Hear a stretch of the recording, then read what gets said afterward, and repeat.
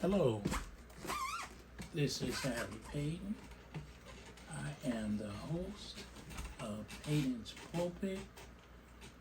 This is Season 2, Episode 31. Season 2, Episode 31. This is a two-part, and it will be finished tomorrow. Part 1 today, Part 2 tomorrow. And the reason I need 2 parts is because I'm highlighting my interview with the late Lieutenant Governor Sheila Y. Oliver. You will see a 60-minute interview I had with then, at the time, Assemblywoman Sheila Y. Oliver, just months before she was selected to run with and win as the Lieutenant Governor for Governor Phil Murphy. I feel honored and blessed not only to have known Sheila Oliver, but also is a person that I had the opportunity to talk to on many, many occasions, and she is so wise and has so much insight on just things in general, politics, life, women's issues, not just black women issues, but women issues. And I'm going to show that interview just as a short introduction.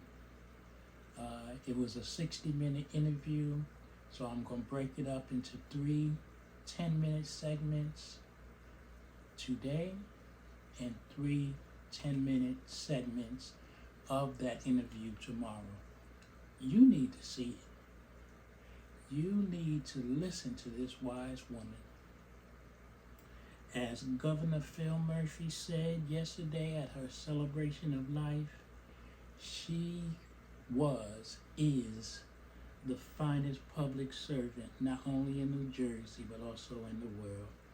This interview took place in February 2017 because I was featuring her for Black History Month, and I also wrote a column about her in a monthly column I wrote at that time called Knowledge is Power.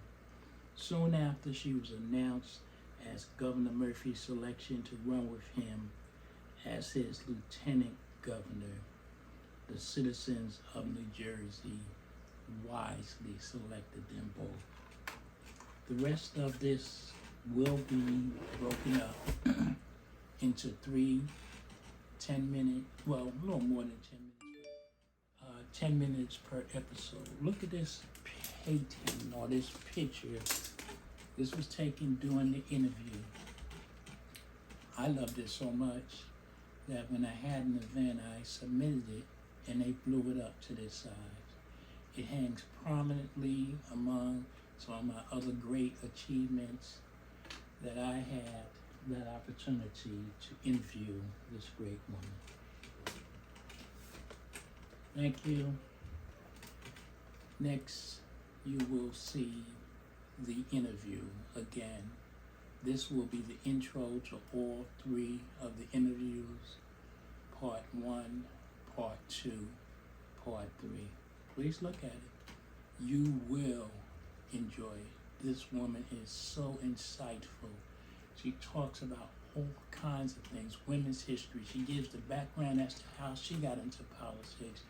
She speaks on so much that is still relevant to this day.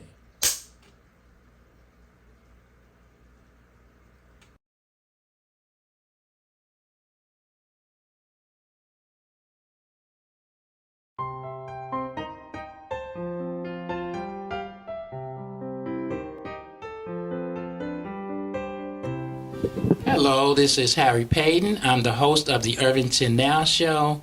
I have the great honor of having a good friend, and I say that a lot. Many of the guests happen to be my friend, but this person is a great friend and also a person of very good eminence, if I said that correctly. She's a person who has risen up the ladder as far as different achievements, and I told her just before we started I'm nervous, so you almost catch me being nervous, but I'm going to shake that off and I'm going to get everything going. But she, as high as she has risen, and she has continued to give back to the community, especially our youth.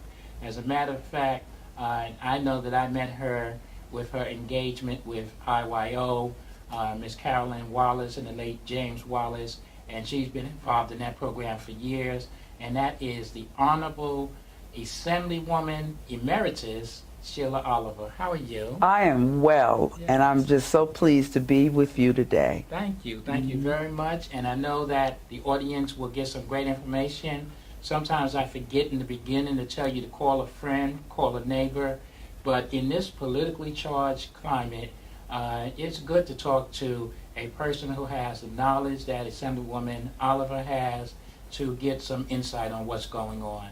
So the first question, Assemblywoman Oliver, can you give our audience some background information on yourself? Yes, I'm proud to say I'm a native of the city of Newark. I was born in Newark, New Jersey. In the first 5-6 years of my life, my family lived in East Orange. But then when I was about 7, we returned to Newark. And I started my elementary school career. The first school I attended was Hawthorne Avenue School.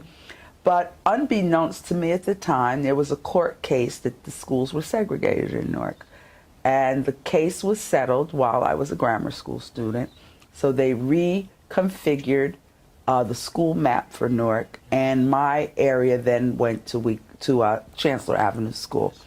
So I graduated the 8th grade from Chancellor Avenue, went right next door to Weequahic High School, and I am a graduate of Weequahic High. But my formative years were in the city of Newark, specifically the South Ward of Newark.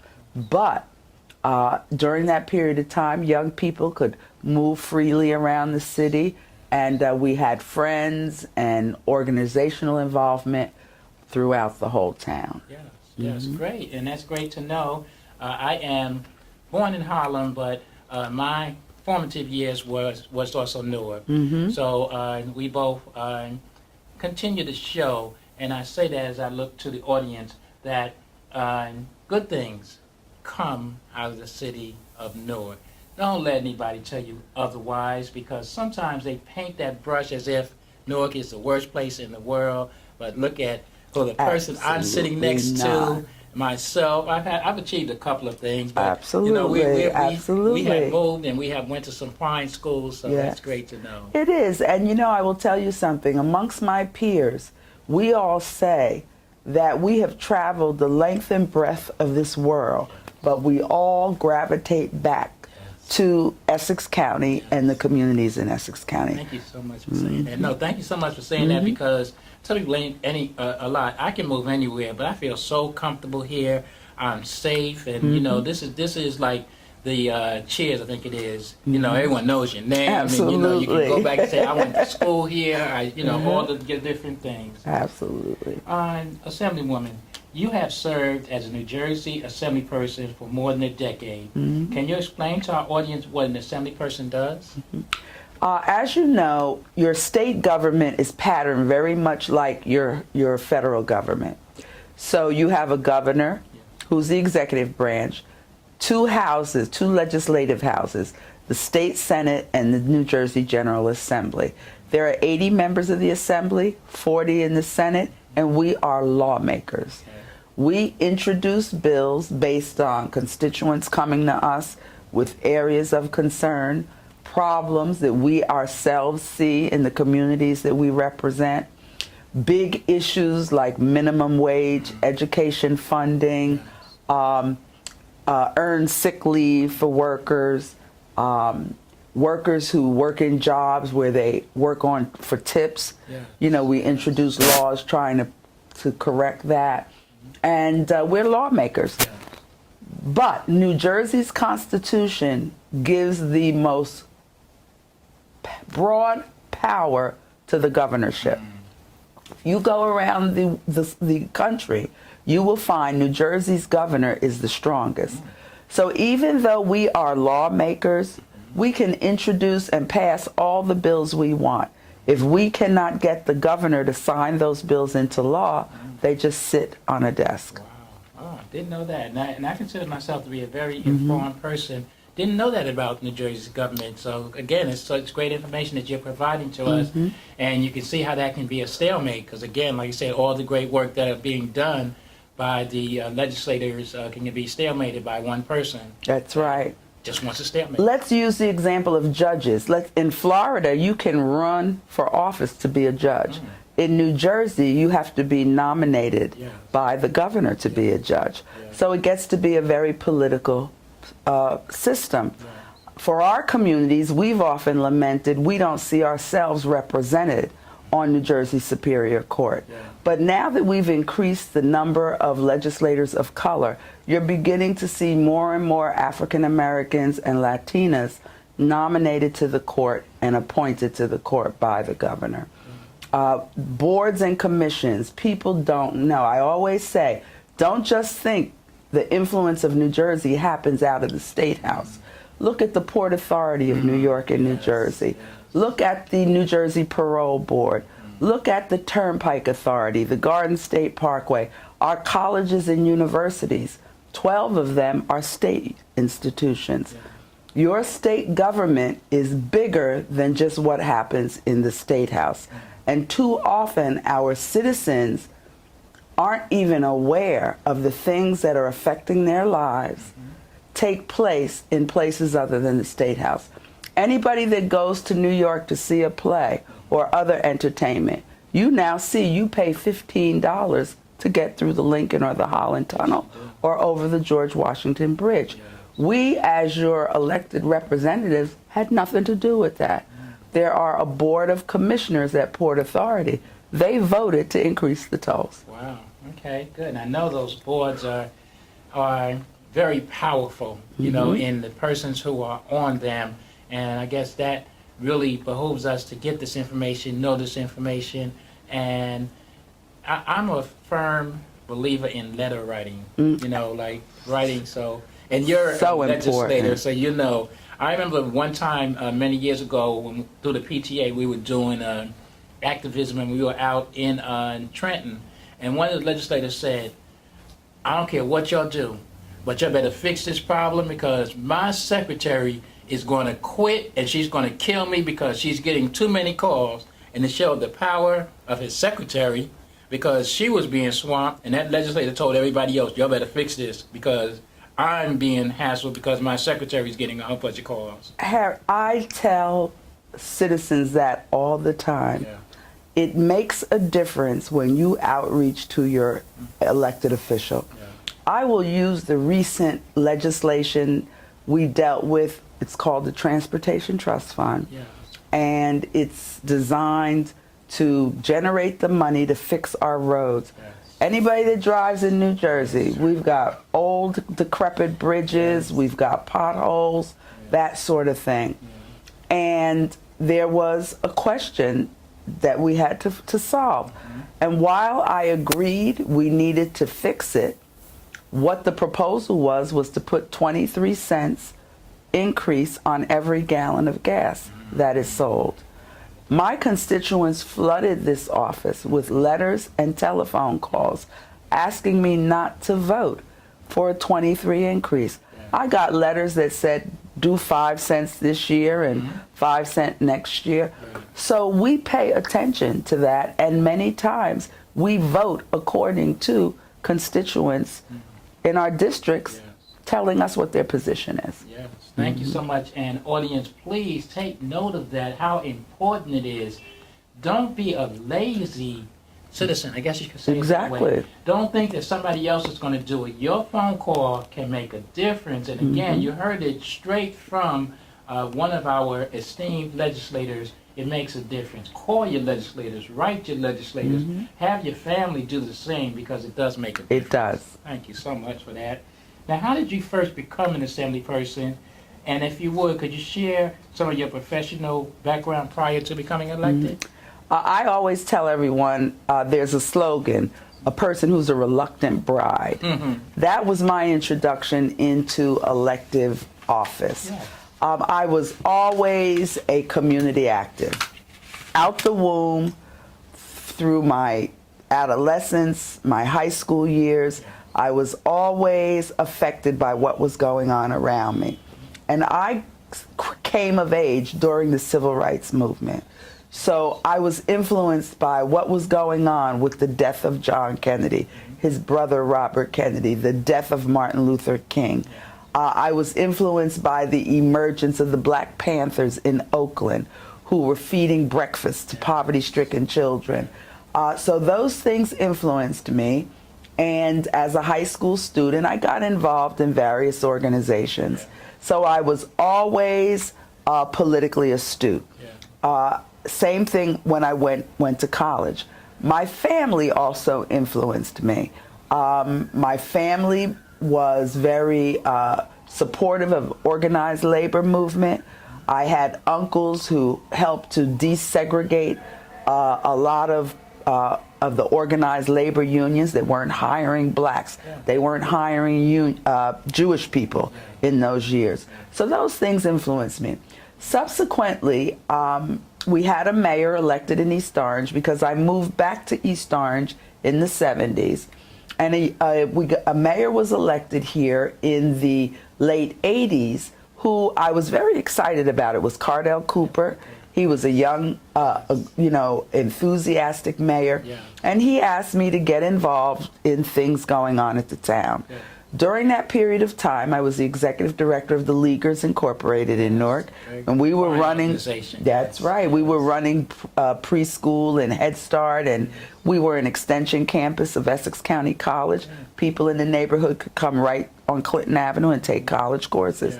So I always had to interact with elected officials, asking them to support what we were doing, help us get grants and that sort of thing. So it was a year that the Democratic Party was not going to support Senator Richard Cody. He at that time was the state senator for my area. So he had to put together a, quote, insurgent ticket in order to hold on to his Senate seat. And he knew I was involved with a lot of families and parents, and I began to serve on the school board in East Orange. And he asked me if I would be a freeholder on his ticket. We knew that we weren't going to win, but by structuring that ticket, we brought strength to his run. And he did get reelected to his state Senate seat. And that was my first taste of running for office. Subsequently, I became a freeholder in Essex County with the support of Mayor Cooper. And I served one term on the freeholder board. I was a member of the Board of Ed and the president of the Board of Ed during those years. Subsequently, our current Essex County Democratic Chairman, Leroy Jones, was going to run for mayor of East Orange. So I got involved by running as a state senator to help bring votes. And during those years, and I always reiterate this for younger people, especially women. Most women did not voluntarily jump out to run for office. Some male candidate would ask, would you run with me? And that was pretty much my history. But subsequently, Leroy Jones decided to run for state senate. He asked me to run on the ticket for assembly. We were trying to get him elected as a state senator. He lost his race, but I won, and I was on his ticket. And that's how I entered the New Jersey General Assembly. Okay, and that's very interesting. And we're going to talk a little more about some of women in politics, because we just had an election, that we're going to talk about also. But the other thing that I want to share, just before I go on, you carry a title of not only Assemblywoman Oliver, but you have the title, and I say esteemed, Assemblywoman Emeritus. Yes. And could you tell us what? Yes. So I entered the Assembly in 2004. In 2010, my peers voted me as Speaker. Yes. The Speaker presides over the Assembly. It's sort of like what Nancy Pelosi did as Speaker of the U.S. House of Representatives. As Speaker, you control what bills get posted for a vote for the full House. You decide what you're going to negotiate with the state Senate in terms of lawmaking. And at the end of the day, you're the person that goes into the governor's office and wheels and deals and negotiates. All right, Governor, you want this? Well, this is what the General Assembly wants. So that's what the Speaker does. The Speaker runs the Assembly Majority Office and really goes all over the state representing the General Assembly. I became the first African-American woman in New Jersey's history to lead a legislative house. And there have only been 2 African-American women in the entire United States. Myself and Congresswoman Karen Bass, who's currently representing California, but she was the Assembly Speaker in California. And then she went on to go to Congress. Wow. And I tell you, I told you in the beginning that I had a distinguished guest. And like you said, just those credentials alone tell you that you have gone from, I think I'm going to try to get this out because I'm not there, but how that record goes from the bottom to the top. Absolutely. You went from the bottom, absolutely. Not really the bottom, because we never consider ourselves in the bottom. But absolutely. I often say, what's a nice girl like me doing in a place like this? Yes. I often say that. Beautiful. Now, we just talked about it. Recently, America went through a tumultuous presidential election. Can you share your thoughts on what transpired during this election and the end result being former reality star Donald Trump becoming our 45th president? We absolutely were convinced that in 2016, the United States was ready for a woman to be elected. And I could relate to this. You know, I failed to tell you that I ran for mayor of East Orange in 1996. I lost that election by 51 votes. And, I lost to a male. So I was the first woman in the history of East Orange to even come that close to being mayor. And I can tell you, during that campaign, as I went door to door in the community, there were some men who would say to me, I think you're a good person, you're very smart, but I just don't think a woman could be mayor. This was 1996. So I kind of understood what Hillary Clinton was up against, even though you saw phenomenal support emerge for her from men and women of all persuasions. The interesting thing in that election, Hillary versus Donald, 94% of black women voted for Hillary Clinton. 53% of white women voted for Donald Trump. And I think that shed light on some issues in this country, because whereby everyone thought women would definitely step forward, whether they were Republican or Democrat, to see that it's time to give a woman the opportunity to lead, that is not what happened. I think the other thing that happened, and it's interesting you raised that question, Harry, because just this past weekend, the Democratic National Committee had to elect a new national chairperson.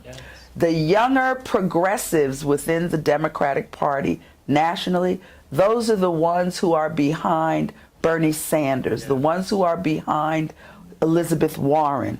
They wanted a more progressive, assertive, vocal leader at the top of the Democratic Party.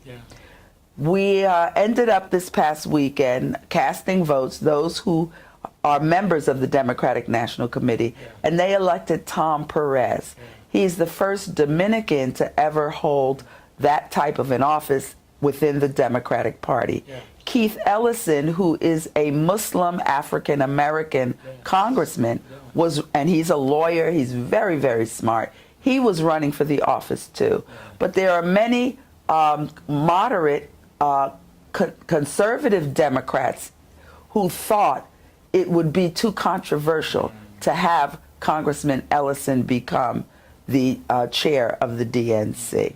So you see, even within the Democratic Party, we're supposed to be the party of the people, the party for downtrodden, the party of working men and women. There is a fight going on within the Democratic Party. There are those that want the party to go all the way left, be aggressive, talk about things that really matter in people's everyday lives. There are those that think, well, if we push too hard to get $15 an hour minimum wage, we'll lose, the people on the other side, the business community, the private sector community. And I think all of this got involved in the election of Hillary Clinton. The other thing, I think that Donald Trump was just an unconventional candidate. He said whatever he wanted to say. He offended whomever he wanted to offend. And I think that there's something that disturbs me as a person in politics. Our citizens don't educate themselves on issues. Donald Trump could stand up and say anything in the world he wanted to say. Our people did not fact check him, whatever, but it was because he brought a lot of theatrics with his candidacy. He riled up what many believe are, quote, the silent majority. But I am very disturbed. I get up every morning since that election, and I think to myself, have the people of America finally awoken? Have they seen what not exercising your right to vote brings? I represent Orange as well. There are 15,000 registered voters in Orange. Only 5,000 people voted in the presidential election. So we've got a lot of work to do. But I think that's what occurred in the Hillary versus Donald. So yes, there were some gender issues involved, but I think that there were some policy issues involved as well. And then there was internal fighting within the Democratic Party.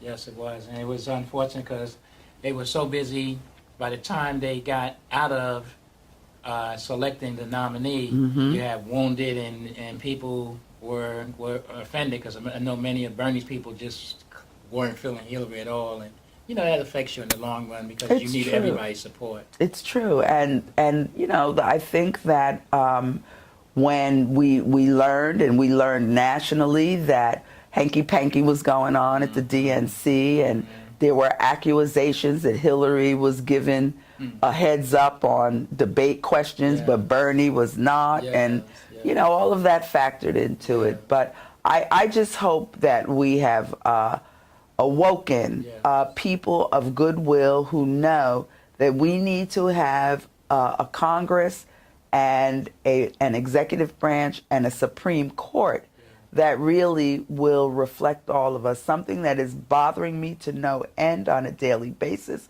I watch CNN, I watch MSNBC, I watch Fox News, I watch all the video footage of what's going on in D.C. every day. I see no diversity whatsoever in this administration. It bothers me to no end. There is a picture circulating among a lot of social media users, and President Trump hosted over 75 presidents of historically black colleges and universities the other day. Kellyanne Conway, his chief policy person, is sitting on a sofa with no shoes on, her legs folded underneath her, Indian style, and many of us are looking at that photo in horror. It's a disrespect to the office of the presidency.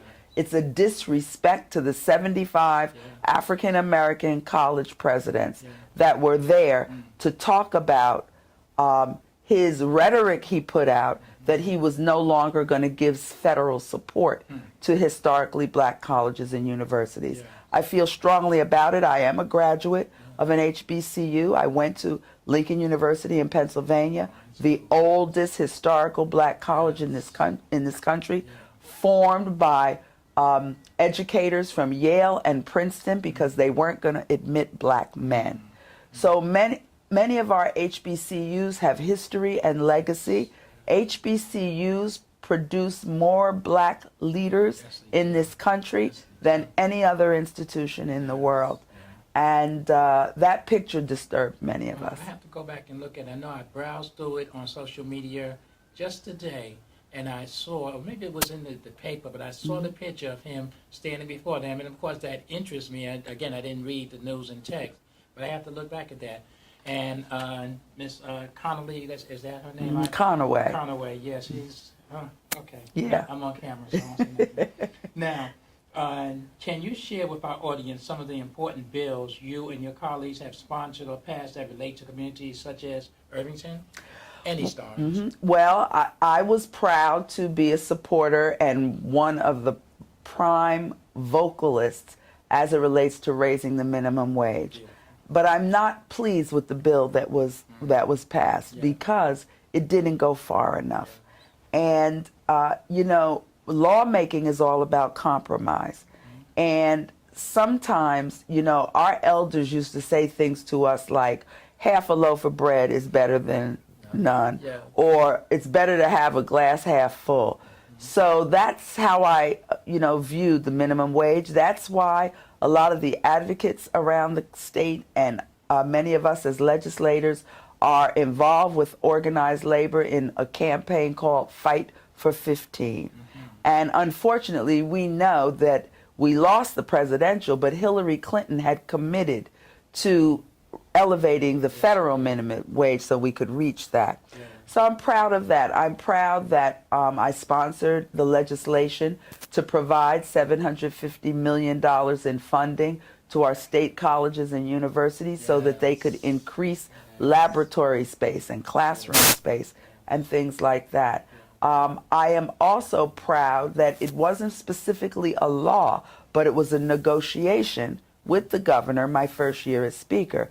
The governor was going to eliminate general assistance welfare. Now, GA is what we call it, and it is public assistance for single adults with no dependents.